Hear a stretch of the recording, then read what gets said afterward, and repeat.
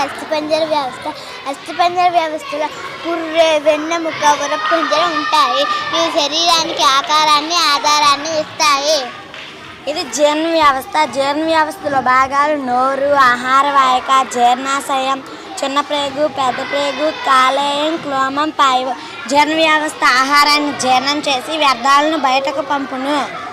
ఇది శ్వాస వ్యవస్థ. శ్వాస వ్యవస్థలో భాగాలు ముక్కు, గాలిగొట్టం, ఊపిరితిత్తులు. ఇది శ్వాసక్రియను నిర్వహిస్తుంది.